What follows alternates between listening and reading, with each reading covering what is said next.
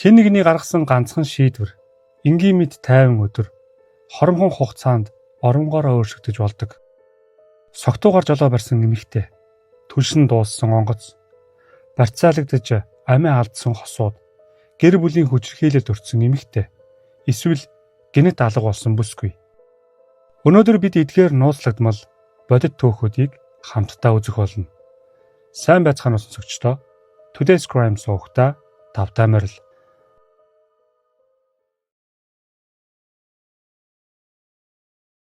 Саманта Миллер бол амьдралд итгэлээр дүүрэн, найз нөхөдтэй ойр, хамгийн гол нь хайр дурлалдаа үнэнч залуу эмэгтэй юм. 2023 оны 4-р сарын 28-нд тэрээр хайрыг их дурлалт залуутайгаа гэрэлжээ. Тэдний хурмын ёслол төгс болж Өмнөд Каролина мужийн Фолли Бичийн ойролцоо гэр бүл, найз нөхөд нь бүгд цугларсан байна. Удаан үргэлжилсэн хурмын ажиллагаа өндөрлөж шүн болж байхад зочид гэрэлтүүлэг байран хүндэтгэлтэйгээр хосуудыг гаргаж өглөө. Шинэхэн гэрэлсэн хосууд мөн тэдний гэрийн 2 гишүүн болох Бенжамин Броганаар гольф загварын машинд суун ёслолоос хөдөлцгөөсөн бөгөөд тэд хотын жижиг замаар 40 км/цагийн хурдтай явж байв. Яг тэр үед 25 настай Жеми Ли гэх эмэгтэй их хэмжээний архи уусныхаа дараа машинаа жолоодохоор шийдсэн байна. Түүний цусан дахь спиртийн хэмжээ 126% байсан нь хуульд зөвшөөрсөн хэмжээнээс хэд дахин их бөгөөд бараг ухаангүй шахуу тэр 100 км/цагаас дээш хурдтай Саманта Харийн нарын явж байсан хотын жижиг замаар мөн явж байв. Удалгүй эмгэнэлт явдал болж түүний машин гольф загварын машиныг мөргсөн байна. Түргэн тусламж цагдаа нар ослын газарт шуурхаа ирсэн ч шинэхэн сүйд бүсгүй Саманта газар дээрээ нас баржээ. Хари олон ясны хугарал тархины гэмтэл авсан бол бусад 2 хүн харьцангуй хөнгөн бэртэл авсан байна. Согтуу жолооч өөрийгөө буруугүй гэж мэдэгдэж юу болсныг ч бүрэн ойлгоогүй байв.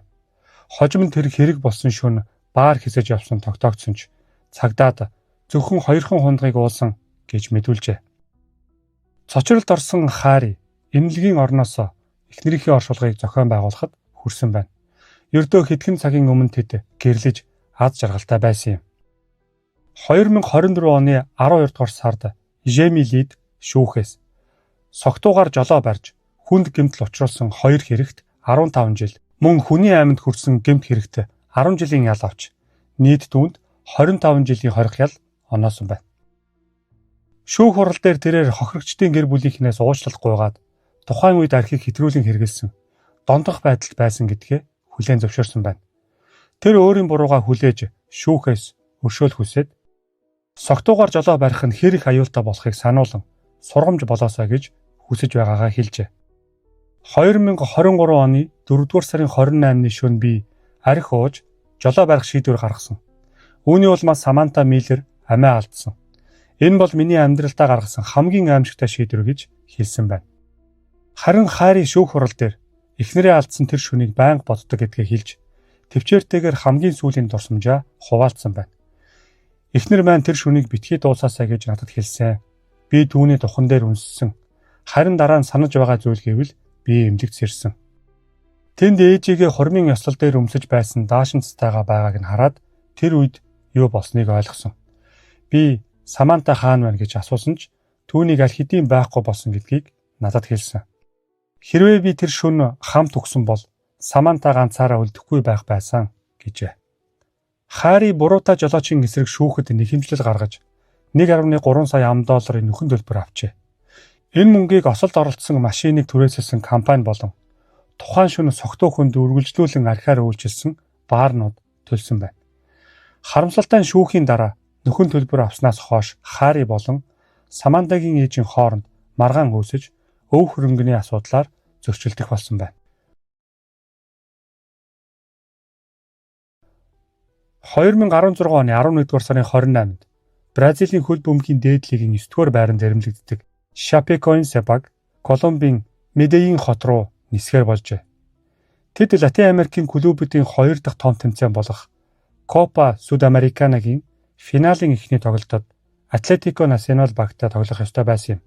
Даруухан энэ баг түүхэндээ анх удаага финалд шалгарч хагас шигшээнд Аргентины хүчтэй Сан Лорензо багийг хожсноор Латин Америкийн хөл бөмбөгийн ертөнцийг гайхшруулад байлаа. Баг эхлээд Сао Паулогоос Санта Крус де ла Сьерра хүртэл нисээд тэндээсээ орон нутгийн зоршигч тээврийн онгоцоор Медеин хот руу транс нислэгтэй байв. Онгоцонд нийт 77 хүн байсан. Тэдний 68 зорчигч бөгөөд багийн тоглогч, дасгалжуулагч, сэтгүүлчид болон нисэх багийн 9 гишүүн явжээ. Тухайн үед төлөвлөгөөнд байсан 4 зорчигч онгоцонд суугаагүй байна. Нислэг 18 цаг 18 минутанд Санта Крус де ла Сьеррагийн нисэх буудлаас хөөрсөн. Анхны төлөвлөгөөгөөр Боливи болон Бразилийн хилийн ойролцоох Капитан Анибал Араб Airport нисэх буудалд түлш сэнэглэж завсарлага хийх ёстой байв. Гэвч нислэг оройтсны улмаас онгоц уг нисэх буудлыг хаахаас өмнө очих боломжгүй болсон байна. Иймээс нисэх баг онгоцоо дүүрэн түлшээр сэнэглэж завсарлагагүй шууд нисэхээр шийджээ. Онгоцонд 9073 кг түлш байсан боловч дөрмөндөө 12052 кг түлштэй байх ёстой байв. Энэ нь саатал эсвэл чиглэлээ өөрчлөх зэрэг гинтийн нөхцөлд зориулсан нөөц юм. Харин тухайн онгоцны түлшний савны дээд багтаамж өрдөөл 9362 кг.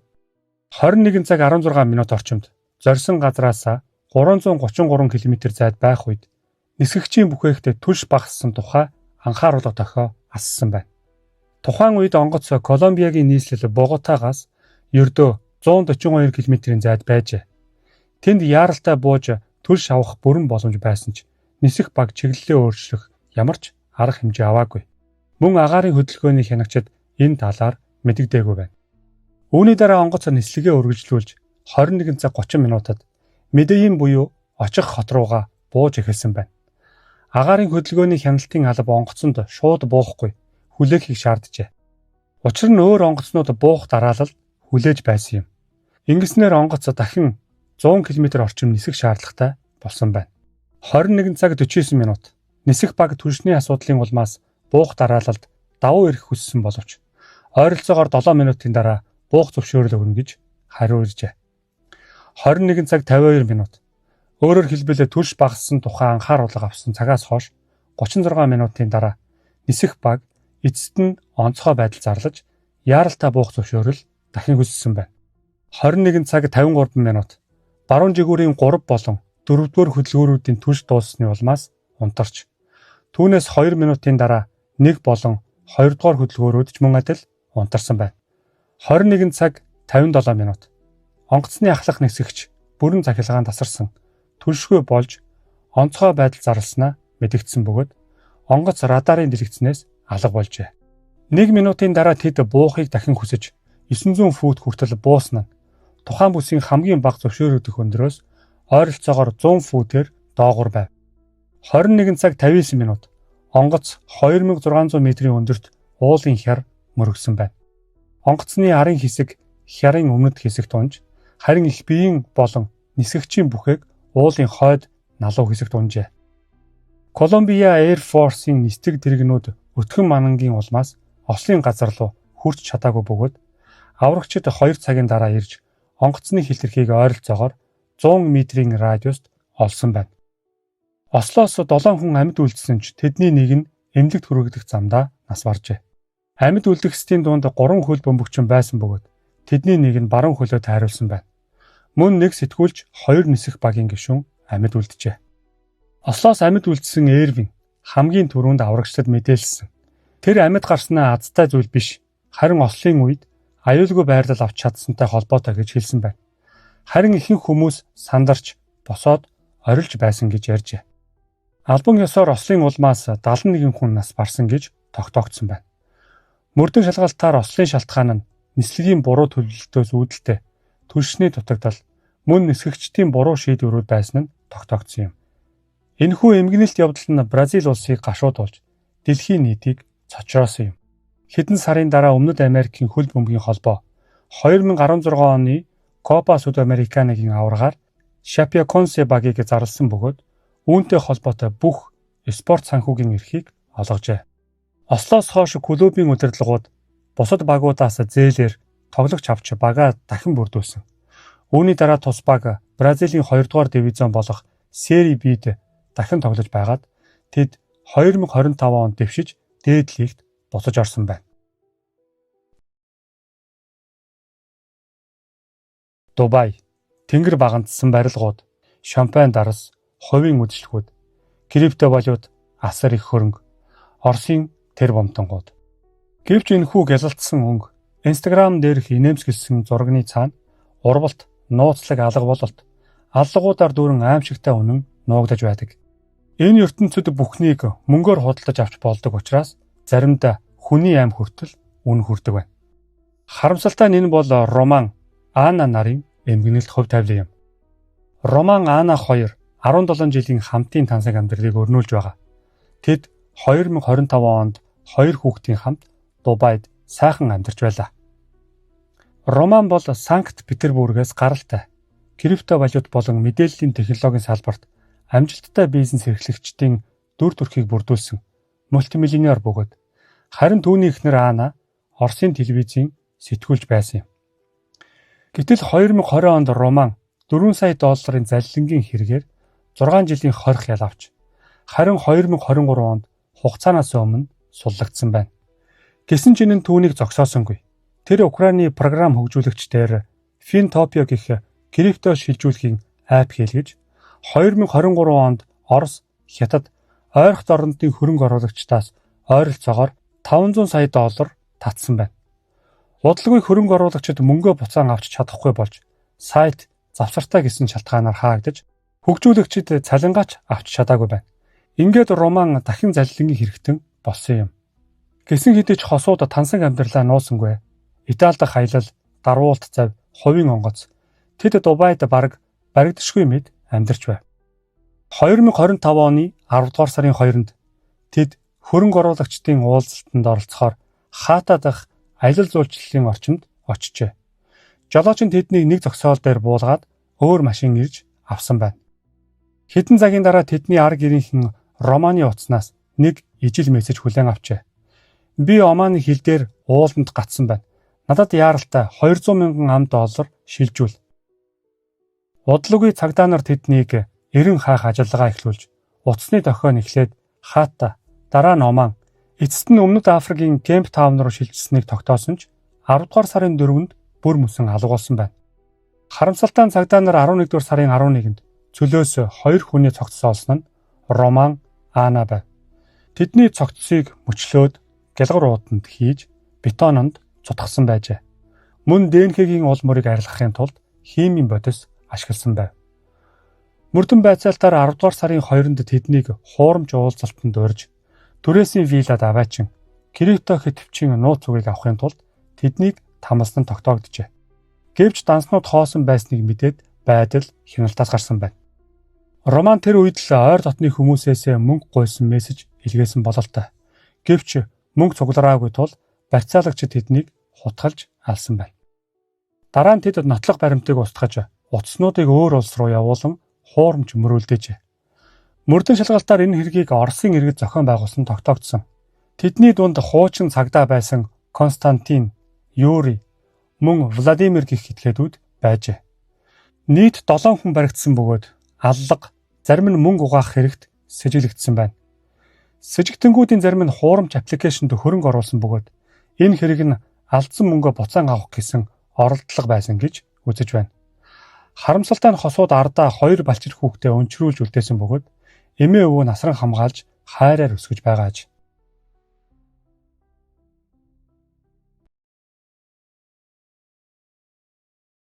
Саня хаан Пакистан гаралтай бүсгүй бөгөөд 1993 онд Теннесси мужид мусульмын шашинтай гэр бүлд төрсөн. Тэрээр Теннессигийн их сургуулийн Чатануга дахь салбарт сэтгэл судлал болон гендерийн судалгааны чиглэлээр суралцж төгссөн. Тэр хэдийгээр нийгмийн ажилтан онгоцны үйлчлэгчийн ажил хүртэл хийж байсан ч эцэст нь зураг авалтын хоббигоо бүрэн цагийн ажил болгожээ. Саня 2016 онд Раил Ахмадтай үерхэж эхэлсэн бөгөөд тухайн үед тэр 23 настай байжээ. Раил нь түүнээс 8 насаар ах анагаах ухааны чиглэлээр суралцдаг. Тэд 2021 оны 6 дугаар сард 5 жилийн урт хугацааны харилцааны дараа хурмаа хийжээ. Тэд гэрэлснийхээ дараа Чикаго хотод сууршиж Саня гэрэл зурагчнаар ажилласаар байв. Санягийн ойрын хүмүүс тэдний гэрэлтийг гайхамшигтай төгс хэмээн тодорхойлдог байсан ч үнэн дээр энэ харилцаа худал хуурмгаар дүүрэн байжээ. Саня аз жаргалгүй нөхөр нь дарамт шахалт үзүүлдэг. Юу өмсөх, хэнтэй уулзахыг хүртэл хяндаг байв. Саня энэ талаар ойрын найзуудтай ярьдаг байсан ч хүмүүсийн хэл амнаас болоод нөхрөөсөө салахаас эмээдэг байж. Энэ нь зарим Азийн орнуудын соёлд түгээмэл байдаг үзэгдэл бөгөөд тэд гадаад үр төрхөө хадгалахын тулд дарамт болон эрүүл бус харилцааг төвчхөөс өөр сонголтгүй байдаг. Гэсэн ч 2021 оны 12 дугаар сарын 7-нд Раил эхнэртэйгээ маргалдаж ууралсан үед түүнтэй хамт цонхоор өсөрхийг оролдсон ч тухайн өдөр Санягийн ээж хамт байснаар энэ үйлдэлийг зогсоож чадсан байна. Энэ явдлын дараа Раил эмнэлэгт хэвтэж хоёр туйлд сэтгцийн эмэгтэй гэж онцлогдсон ч эмнэлгээс гараад эмчлүүлэхээс татгалцсан байна. Саня түүний ёс бус үйлдэлийг тэсвэрлэхээ болж энэ явдлын дараа гэр бүл цуцлуулах хүсэлт мөн шүүхэд хүчирхийллийн эсрэг гомдол гаргаж гэрийнхээ хаалганы цоожийг хүртэл сольсон байна. Шүүхээс Раилыг дахин Саняд ойртохгүй байхыг анхааруулсан захирамж гаргаснаар Раил Жоржиа мужид руу харин Саня Чикагод үлдсэн байна. Үүний дараа Саня сэтгэлээр унаж TikTok-ыг сэтгэл санааны дэмжлэг болгон ашиглахаар шийджээ. Тэр видео бичлэгүүддээ Өмнөд Азийн мусульман шашинтай олон эмэгтэйчүүдийн салалтын тухай болон сэтгэл санааны дэмжлэг дутагдaltaй байдаг талаар нээлттэй ярьдаг болсон. Энэ бичлэгүүд нь түүнийг богино хугацаанд 20,000 дагагчтай болгож бичлэг бүрээс тодорхой хэмжээний сэтгэл санааны дэмжлэг хүчийг авдаг байв. Гэхдээ гэрлэлтэн бүтлгүүцсэний дараа сөрөг сэтгэгдлүүд хүлээж авсан ч энэ нь түүнийг гайхшруулаагүй юм. Өөрийнхөө шинэ шивээс хийлгсэн нэг зурагны доор Саня ингэж бичсэн байна. Тэр Ром үсгээр 28 гэсэн тоог бичиж 28 наснда гэрлэж, салж, үхлийн ирмэг тулж байсан гэж дурдсан байна. Бусад бичлэгүүддээ тэр ганцаардлыг мэдэрдэг бөгөөд өөрийнх нь хийсэн амьдралын сонголтонд гэр бүлийнх нь сэтгэл дундуур байдгийг ч бас ярьсан байна. Энэ үед Саня хийж буй зүйлдээ сэтгэл хангалуун, аз жаргалтай байсан бөгөөд амьдралаа өөрчлөхөөр шийдсэн. Тэр 7 дугаар сарын 21-нд Төрлөг хот руугаа нүүх бэлтгэлээ хийж өдрөө товолсон байв. Гэвч энэ үед нэгэн харамсалтай явдал болсон юм. Тухайн үед Раил харилцаагаа авч үлдэхийг хүссэн бөгөөд энэ талаараа хэн нэгэнд урьдчилан хэлэлгүйгээр 7 дугаар сарын 18-ны даваа гарагт Жоржиагаас гарч машинаар 9 цаг явсны дараа Чикагод ирсэн байна. Энэ хооронд Раилийн эцэг их сэтгэл готролд орсон хүүгээ сургаггүй болсон тухай цагдаад мэдэгдэж Санягийн хаягийг өгсөн байна. Цагдаа хаягийн дагуу Санягийн байранд очиж хаалга тогшиж байх үед дотор буун дуу сонсогдсон байна. Тэд даруйд дотор ороход Саня хаалганы дэргэд шалан дээр толгоондоо буудуулсан нүүрэн цус болсон байдалтай хэвтэж байв. Харин яг энэ үед Раил өөр нэг өрөөнд толгоо руугаа 9 мм-ийн гар буугаар буудсан бөгөөд хажуудаа загтал үлдээжээ. Шүүх эмнэлгийн дүгнэлтээр Саняг газар дээрээ нас барсныг тогтоосон бол Раил эмнэлэгт хүрэгдснийхээ дараа нас баржээ. Мөрдөн байцаалт маш хурдан явагдсан. Раил Санягийн байранд хуурамч түрээслэгч болж байр үзэх нэрийдлэр орж чадсан байна. Орон сууцны хяналтын камерт түүнийг өөрийнхөө бичиг баримтыг үзүүлэлгүйгээр орж хамгаалагдсан бүсэд нэвтэрч байгааг харж болно. Раил тухайн үед Санягийн хурмын даашинз хийсэн хувцсны цүнхтэй ирсэн бөгөөд энэ нь буугаад алдлах зориулалттай байж. Энэ хэргийн дараахан хүмүүсийн сэтгэл хөдлөл хүчтэй байсан ба Санягийн зоргийг магтан дурсаж хүндэтгэл үзүүлж байлаа. Бүсгүй зөвхөн хохирогч байгаагүй. Түүний түүх нийгмийн хэвшмэл байдлыг дахин эсэргүүцэх, ганцаардаж буй хэн нэгний дуу хоолойг сонсох, мөн зүгээр хараад өнгөрөх биш, үйлдэл хийхэд уриалж байв. Мөн Теннесси мужийн Чатануга их сургуульд урлагийн чиглэлээр суралцаж буй охидыг дэмжих зорилготой Санягийн нэрэмжит тэтгэлэгт хөтөлбөр бий болсон байна.